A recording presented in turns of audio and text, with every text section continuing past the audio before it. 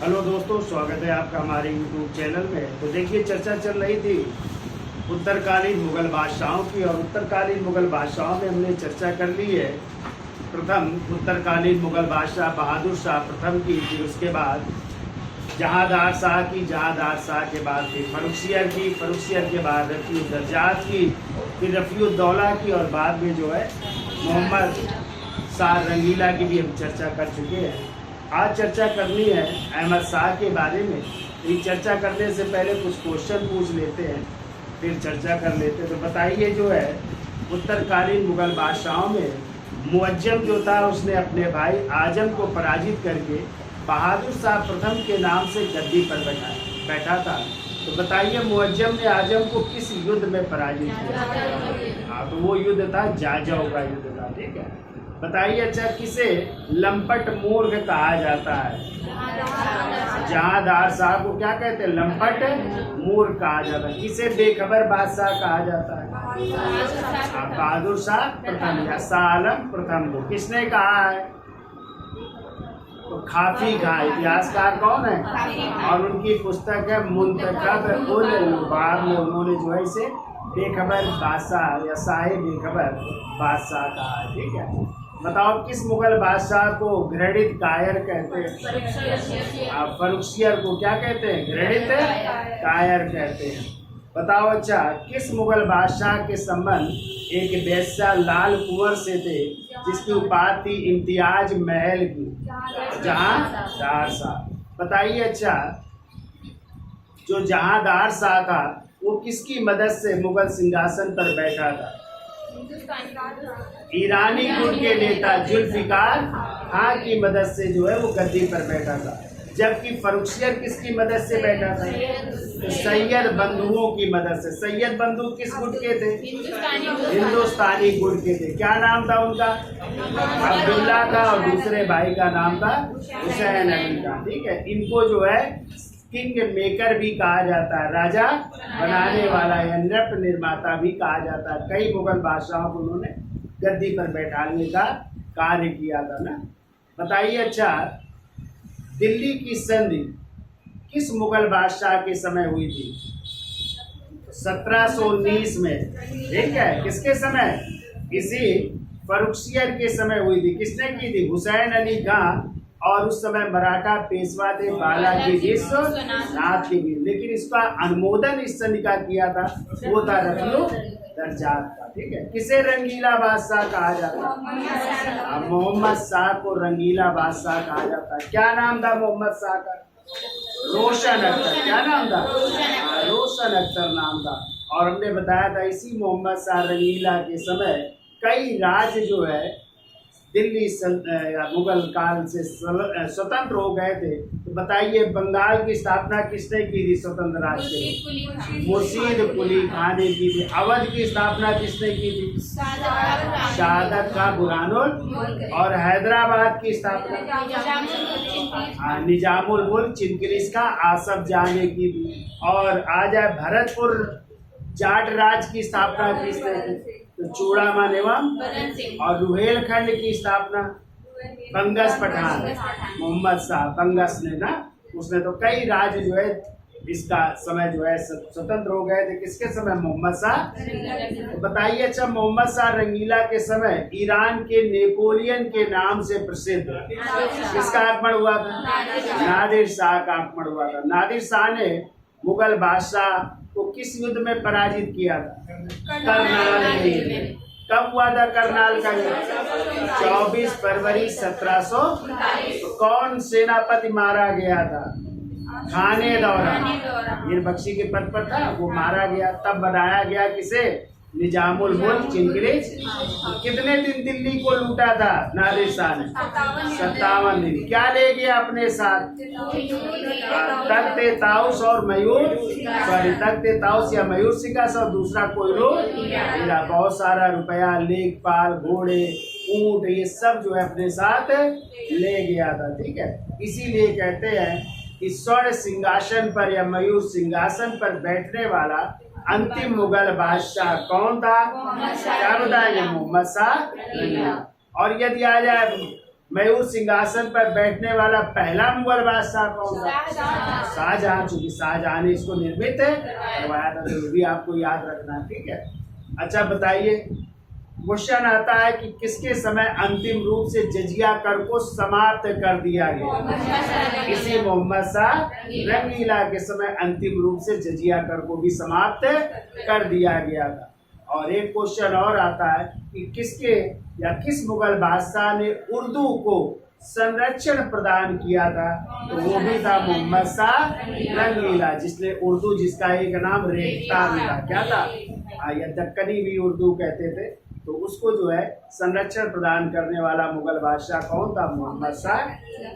अब देखिए, मोहम्मद शाह रंगीला के बाद अगला मुगल बादशाह बनता है अहमद शाह। और अहमद शाह की माँ जो है एक नर्तकी थी, जिसका नाम था किबलाए आजम के नाम से जाना जाता है, या उधम बाई के नाम से जाना जाता है, ठीक है। और इसी अहमद शाह ने जो है अपना वजीर बनाया था अवध के जो सूबेदार थे या अवध के जो नवाब थे, उनका नाम था सफदर जंग। और अपने एक बहुत ही खास व्यक्ति जो एक हिजड़ा था, जावेद खान को कौन सी उपाधि प्रदान की थी? नवाब बहादुर की उपाधि प्रदान की थी। लेकिन इसका वर्चस्व था नवाब बहादुर का, तो सफदर जंग ने इसको खूंटी पर लटका करके क्या कर दिया था? मरवा दिया, ठीक है। और इसी अहमद शाह के समय जो है किसका आक्रमण होगा? अहमद शाह अब्दाली। अहमद शाह अब्दाली ने भारत पर 7 बार आक्रमण किया था। और हमने आपको पीछे पढ़ाया था कि अहमद शाह अब्दाली ने पहला आक्रमण जो असफल था पंजाब में किया गया था, और वो हुआ था मोहम्मद शाह रंगीला के समय, लेकिन असफल था।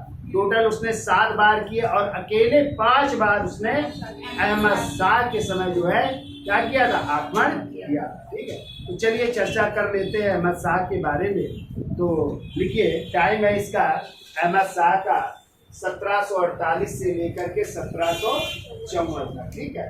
तो देखिए, पिता का नाम क्या था? मोहम्मद शाह रंगीला। तो पिता इनके थे मोहम्मद शाह रंगीला। तो पिता थे मोहम्मद शाह रंगीला। माँ का नाम लिखिए, माँ का नाम था उधम बाई। उधम बाई जो एक नर्तकी थी, और इनकी उपाधि लिख लीजिएगा, किबला ए आजम की है उपाधि की, किबला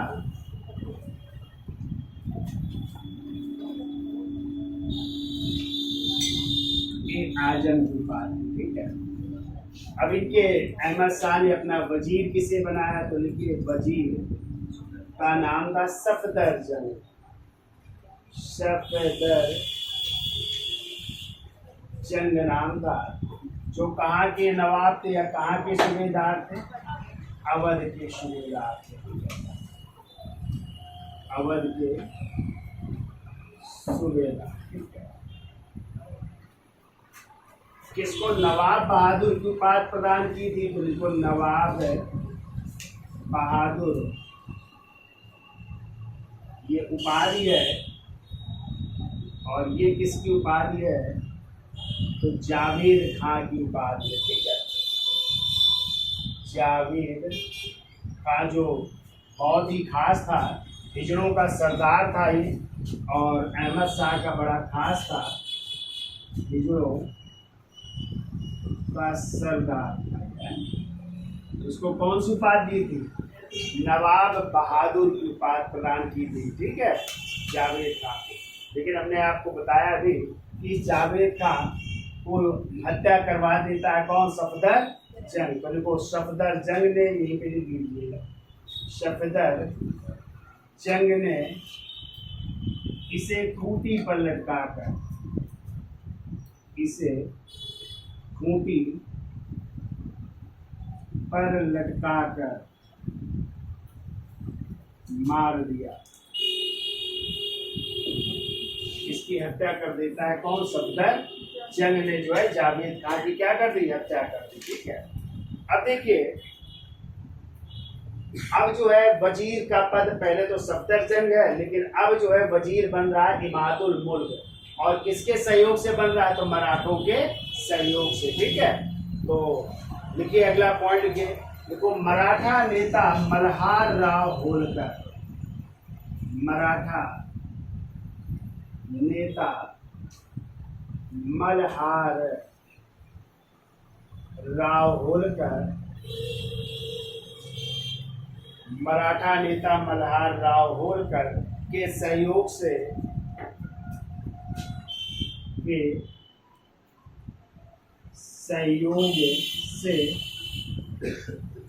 गाजी उद्दीन इमादुल मुल्क नाम था पूरा उसका, तो लिख लो गाजी उद्दीन इमाद उल मुल्क, इमाद उल मुल्क ने किसको हटाकर? सफदर जंग को हटा करके जो है खुद वजीर बन गया। ठीक है, तो उस इमादुल मुल्क ने सफदर जंग को अपदस्थ कर, सफदर जंग को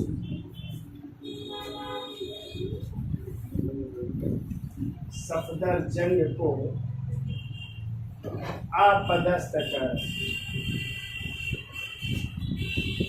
अपदस्थ कर स्वयं वजीर बन गया, स्वयं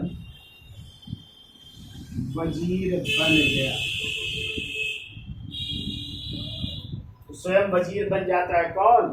गाजी उद्दीन इमादुल मुल्क। जबकि पहले कौन थे वजीर? सफदर जंग थे, जो अवध के सूबेदार थे। कई बार क्वेश्चन आया है कि अवध का कौन सूबेदार था जो एक वजीर भी या वजीर के पद पर भी रहा? तो कौन है? सफदर जंग। ठीक है, अब देखो किसका आक्रमण हो रहा है इसके समय? तो नादिर शाह के जो सेनापति हुआ करते थे अहमद शाह अब्दाली, जिसे दुर्रे दुर्रानी भी कहते हैं, यानी युग का मोती भी, ये भी आया है। किसे दुर्रे दुर्रानी कहा जाता है, यानी युग का मोती कहा जाता है। तो किसे? अहमद शाह अब्दाली को। तो लिखिए अगला पॉइंट लिखिए। देखो, नादिर शाह के सेनापति, नादिर शाह के सेनापति अहमद शाह अब्दाली, अहमद शाह अब्दाली, जिसे क्या कहते हैं? तो लिख लो दुर्रे दुर्रानी है, दुर्रे दुर्रानी। इसका मतलब होता है युग का मोती। तो दुर्रे दुर्रानी या युग का मोती। तो देखो, नादिर शाह के सेनापति अहमद शाह अब्दाली ने भारत पर 7 बार, अहमद शाह अब्दाली ने भारत पर 7 बार, कब से कब तक? तो 1748 से 1767 तक है, 1748 से 1767 ईस्वी, ठीक है, तक 7 बार आक्रमण किया, 7 बार आक्रमण किया, परंतु अहमद शाह के समय, अहमद शाह के समय कितनी बार? 5 बार है। तो देखो, अहमद शाह के समय 5 बार आक्रमण किया, 5 बार। और कब से कब तक? तो इसका टाइम है 48 से 1754 तक है। 5 बार आक्रमण किया, तो टोटल कितनी बार? 7 बार। और यदि आ जाए पहली बार किसके समय? तो मोहम्मद शाह रंगीला के समय, लेकिन वो असफल आक्रमण था, ठीक है। और 5 बार आ जाए तो अहमद शाह के समय उसने आक्रमण किया। क्लियर? तो इसका स्क्रीनशॉट ले लो, फिर आगे चलते हैं।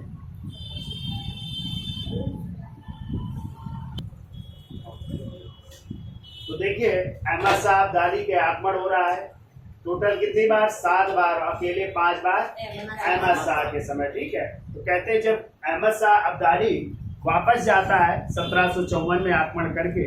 तो वो जो है अब भारतीय जो प्रदेश थे उसमें जहाँ पे कब्जा किया था उसकी सूबेदारी प्रदान करके जाता है। एक रुहेला सरदार थे जिनका नाम था नजीब था, या उन्हीं को नजमुद्दौला भी कहते हैं। क्या कहते हैं?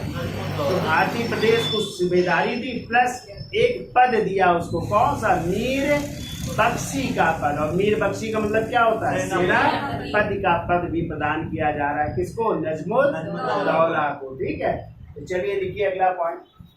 देखो, भारत से वापस जाते समय अब्दाली ने भारत से वापस जाते समय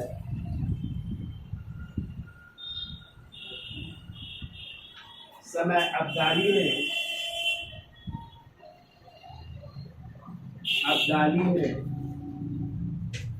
रुहेला सरदार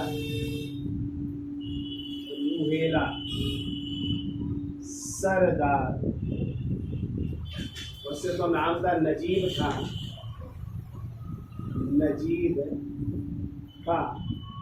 लेकिन इसको जो है नजमुद्दौला भी कहते हैं, नजमुद्दौला।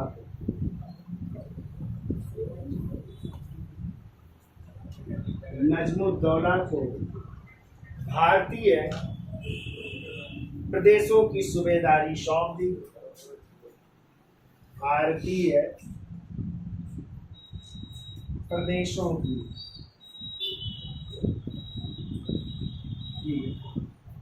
सूबेदारी सौंप दी।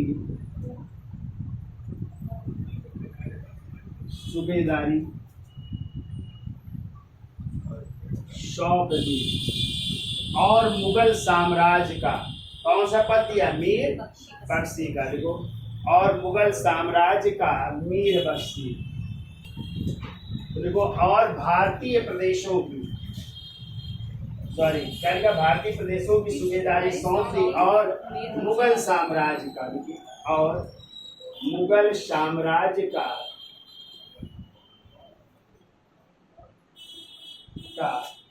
मीर बख्शी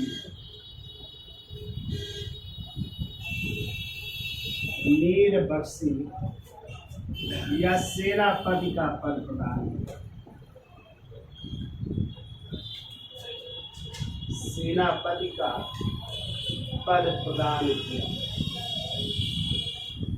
ठीक है, सेनापति का भी पद प्रदान किया जा रहा है।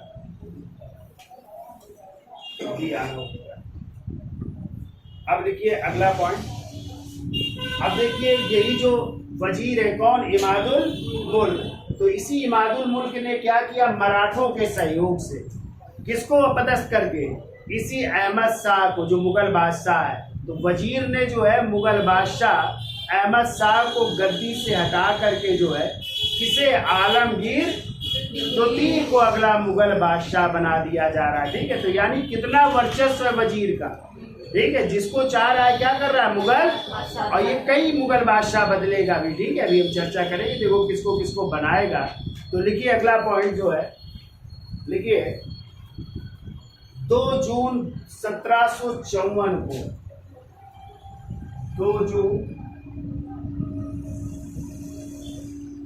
1754 को वजीर इमादुल मुल्क ने, वजीर इमाद उल मुल्क ने मराठों के सहयोग से, मराठों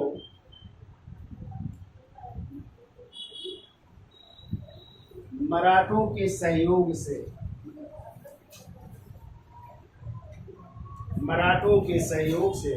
अहमद शाह को अपदस्थ कर, अहमद शाह जो मुगल बादशाह है, अहमद शाह को गद्दी से हटाकर या अपदस्थ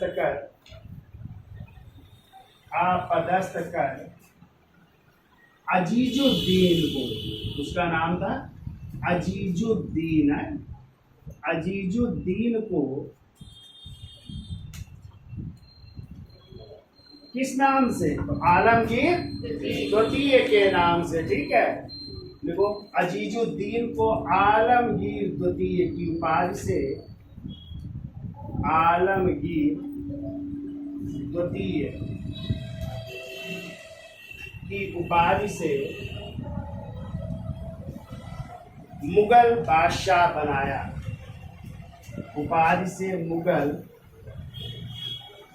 बादशाह बनाया।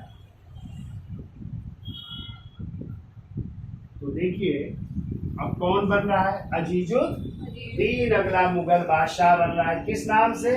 आलमगीर द्वितीय के नाम से। ठीक है, तो देखिए कहते हैं अहमद शाह के समय आर्थिक स्थिति बहुत खराब हो गई थी। तो एक इतिहासकार है सौदा, उन्होंने अपनी एक किताब लिखी है और उस किताब में लिखते हैं कि उस समय जो है 3 दिनों तक जो है जो राजकीय रसोई घर थी उसमें क्या नहीं, रसोई घर में आग नहीं जली और जो महलों में रहने वाली राजकुमारियां थी वो पर्दों से या पर्दा त्याग करके जो है कहाँ पे आ गई? सड़कों पर आ गई थी। ये हाल थे उस समय आर्थिक स्थिति के। तो लिख लीजिए, अंतिम पॉइंट ये भी है। तो लिखिए अहमद शाह की आर्थिक स्थिति के बारे में, अहमद शाह की आर्थिक स्थिति के बारे में, आर्थिक स्थिति के बारे में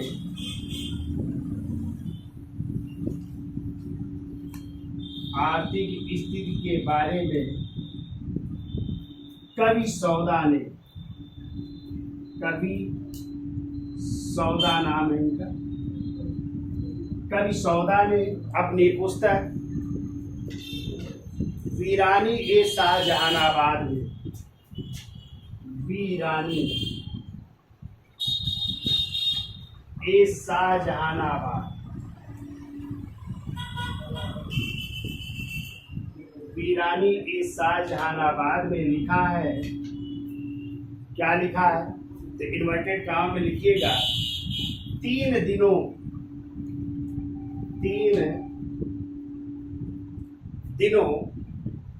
तक राजकीय रसोई घर में, 3 दिनों तक राजकीय रसोई घर में,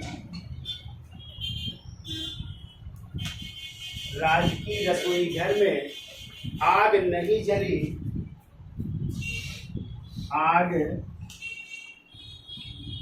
नहीं जली और राजमहल में,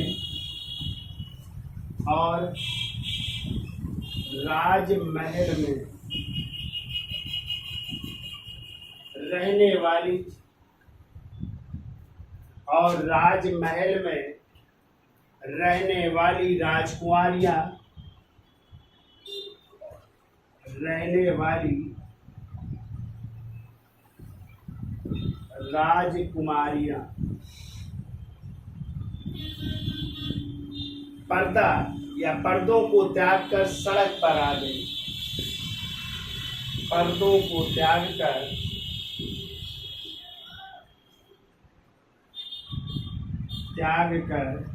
सड़क पर आ गई, सड़क पर आ गई। ठीक है, यानी बहुत ही आर्थिक स्थिति खराब थी अहमद शाह के समय कि कहते रसोई घर में आग नहीं जली, यानी खाना नहीं बना, और जो राजमहल में रहने वाली राजकुमारियां थी उन्होंने पर्दा त्याग दिया, यानी घर के महल को त्याग करके कहाँ पर आ गए? सड़कों पर आ गए। ठीक है, ये स्थिति हो गई। इतना याद हो जाएगा। अगला मुगल बादशाह कौन बन रहा है? अजीजुद्दीन बन रहा है। किस नाम से बन रहा है? आलमगीर द्वितीय के नाम। इसका स्क्रीनशॉट ले लो, फिर आगे चलते हैं आलमगीर द्वितीय। तो देखिए अहमद शाह के बाद जो है अगले मुगल बादशाह बनते हैं अजीजुद्दीन। किस नाम से? आलमगीर द्वितीय के नाम से। टाइम है 1754 से 58। और कहते हैं जो आलमगीर द्वितीय थे ये अपने वजीर किसके? इमादुल मुल्क के कठपुतली शासक थे। जैसा इमादुल मुल्क कहता था वैसा ही ये करता था। अंत में जो है 1758 में जो है वजीर इमादुल मुल्क ने इसकी हत्या कर दी और हत्या करके इसकी लाश को जो है दिल्ली में यमुना नदी के तट पर फेंक दिया था। ठीक है, तो थोड़े दिन शासनकाल रहा, 4 वर्ष। लेकिन कहते हैं इसी आलमगीर द्वितीय के समय कभी आ जाए कोई एक महिला क्या गवर्नर थी किसी प्रांत, तो हाँ एक क्वेश्चन आता है, मुगलानी बेगम नामक एक महिला जो है इसी आलमगीर द्वितीय के समय जो है कहाँ की पंजाब की गवर्नर हुआ करती थी। क्या नाम था? मुगलानी बेगम नाम था। और कहते हैं जो वजीर थे इमादुल मुल्क, उनकी जो पत्नी थी उनका नाम था गुना बेगम। क्या नाम था? हाँ, और ये गुना बेगम जो है मिन्नत के नाम से जो है उर्दू में कविताएं लिखा करती थी। किस नाम से? मिन्नत के उपनाम से जो है उर्दू में कविताएं लिखा करती थी। ये 3-4 चीजें याद रखना है। फिर देखो आलमगीर द्वितीय की जब हत्या कर दी गई तो इसके बाद जो है अगला जो है वजीर जो इमादुल मुल्क थे उन्होंने मोही उल मिल्लर को, किसे? मोही उल मिल्लर को जो है किस नाम से? शाहजहां तृतीय के नाम से मुगल बादशाह बना दिया। चूंकि उस समय जो आलमगीर द्वितीय का पुत्र था जिसका नाम था अली गौहर और वो उस समय बिहार में था, तो उसने अपने को बिहार में जो है मुगल बादशाह घोषित कर लिया। किस नाम से? शाह आलम द्वितीय के नाम से। और इधर जो है मोही उल मिल्लर किस नाम से? शाहजहां द्वितीय के नाम से बादशाह। तो 1 साल रहता है, फिर जो है शाह आलम द्वितीय 1759 में क्या बन जाता है? मुगल बादशाह बनता है। और फिर वो 1806 तक जो है अगला मुगल बादशाह रहेगा। और उसी के समय कई युद्ध होंगे, जैसे आप लोग पढ़ोगे कौन सा? पानीपत का तृतीय युद्ध 14 जनवरी 1761। और उसी के समय जिसमें वो स्वयं भाग लेगा वो होगा बक्सर का युद्ध। कब होगा? 22 अक्टूबर 1764 को, जिसमें वो पराजित होगा। ठीक है, किससे पराजित होगा? अंग्रेजों से। कैप्टन हेक्टर दोनों से पराजित होगा ना। शाह आलम द्वितीय, अवध का नवाब शुजाउद्दौला, बंगाल का प्रदेश नवाब, इलाहाबाद की संधियां नहीं होंगी। फिर इसको जो है कहाँ पे रहना पड़ेगा? कड़ा और मानिकपुर में शाह आलम द्वितीय को। फिर 1772 में इसको पुनः गद्दी पर बैठाने का कार्य करेंगे मराठा सरदार महादजी सिंह।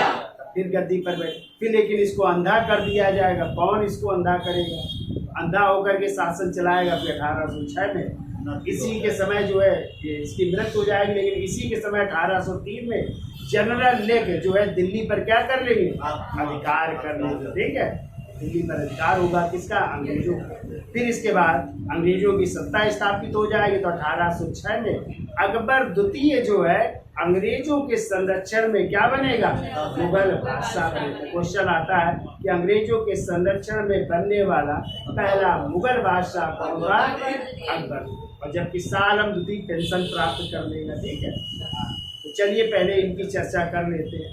तो देखो आलमगीर द्वितीय अपने वजीर आलमगीर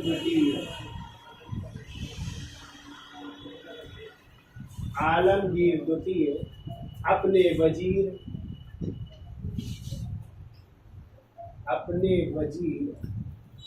इमाद उल मुल्क का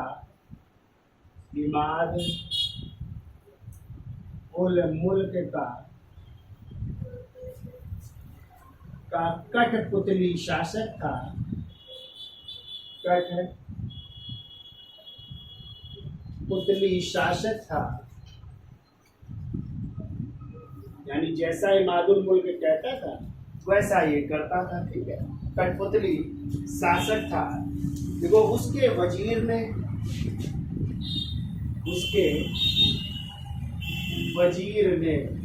29 नवंबर 1758 को 29 नवंबर 1758 को उसकी हत्या करके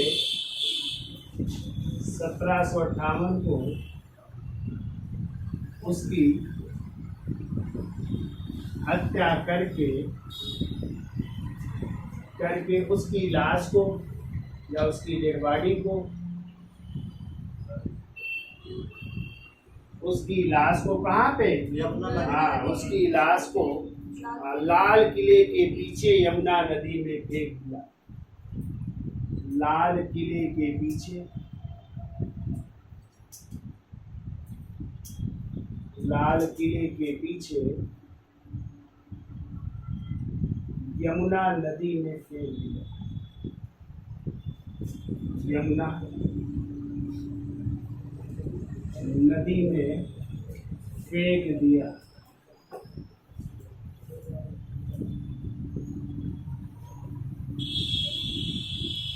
इस तरह हत्या कर दी गई किसकी? आलमगीर द्वितीय की। ठीक है, लिख लो एक और पॉइंट लिखो, मुगलानी बेगम आलमगीर द्वितीय के समय, मुगलानी बेगम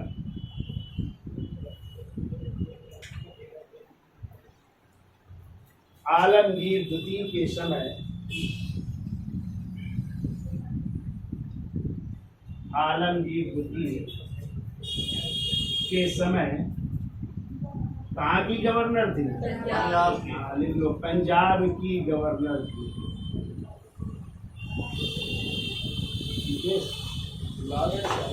पंजाब की गवर्नर थी। तो मुगलानी बेगम आलमगीर द्वितीय के समय पंजाब की गवर्नर थी। ठीक है, अगला एक और पॉइंट लिख लो, देखो, वजीर गाजी उद्दीन इमादुल मुल्क की पत्नी, हम यहाँ पे लिख ले रहे हैं वजीर की पत्नी है, वजीर की पत्नी जिनका नाम था गुना बेगम है। वजीर इमादुल मुल्क की पत्नी गुना बेगम किस नाम से? तो देखो, मिन्नत नाम से उर्दू में कविताएं लिखती। गुना बेगम मिन्नत उपनाम से उर्दू में कविताएं लिखती थी। उर्दू में कविताएं लिखती थी, कविताएं लिखती थी। इतनी चीजें पॉइंट आपको याद रखना है। 3 पॉइंट है, बहुत कठिन नहीं, याद रखिए। और इसके बाद चर्चा कर लेते हैं शाहजहां तृतीय की है। शाहजहां, तो देखिए, जब आलमगीर द्वितीय की हत्या की गई थी तो उसका पुत्र जिसका नाम था अली गौहर, वो कहाँ पे था? बिहार में था। इसलिए जो है वजीर इमादुल मुल्क ने क्या किया, काम बख्श, नाम सुना है काम बख्श, जो बहादुर शाह प्रथम का बेटा था, तो काम बख्श का पौत्र यानी बेटे का बेटा जिसका नाम था मुहीउल मिल्लत, उसको जो है किस नाम से? शाहजहां तृतीय के नाम से मुगल सिंहासन पर बैठा दिया जाता है। लेकिन चूंकि बिहार में कौन था? अली गौहर, और वो किसका बेटा था? आलमगीर द्वितीय का बेटा था, तो बनना उसको चाहिए था। तो जब उसको बनना चाहिए था, इस कारण जो है मुगल बादशाह उसे ही माना गया। तो 1759 से 1806 तक कौन रहेगा? वही अली गौहर, जो किस नाम से? शाह आलम। तो इनके बारे में थोड़ा सा लिख लीजिए। तो लिखिए, आलमगीर द्वितीय की हत्या के समय, आलमगीर द्वितीय की हत्या के समय, हत्या के समय उनका पुत्र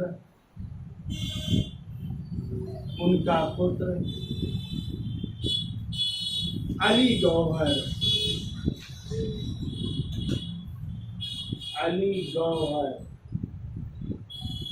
बिहार में था। अली गौहर बिहार में था। अतः वजीर इमादुल मुल्क ने, अतः वजीर इमाद उल मुल्क ने, इमादुल मुल्क ने काम बख्श के पौत्र, काम बख्श के पौत्र मोही उल मिल्लर को है, मोही उल मिल्लर, मोही उल मिल्लर या मिल्लत भी मिल जाता है, मोही उल मिल्लर को शाहजहां तृतीय के नाम से, वो शाहजहां तृतीय के नाम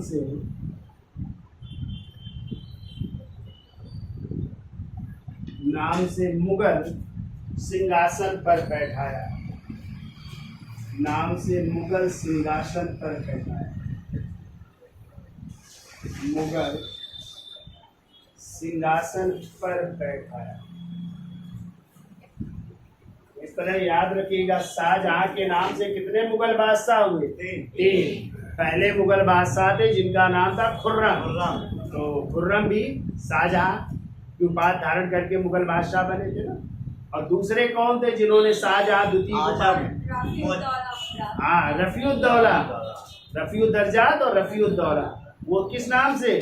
शाहजहां द्वितीय के नाम से गद्दी पर बैठा। तीसरा है मोही उल मिल्लत या मोही उल मिल्लर, जो किस नाम से? शाहजहां तृतीय के नाम से मुगल सिंहासन पर बैठा। इस तरह शाहजहां के नाम से कितने मुगल बादशाह? तीन मुगल बादशाह। अब जो है अगला जो है अली गौहर, जो किस नाम से अपने को बादशाह घोषित कर रहा है? शाह आलम द्वितीय के नाम से। ठीक है, उसके बारे में चर्चा कर लेते हैं।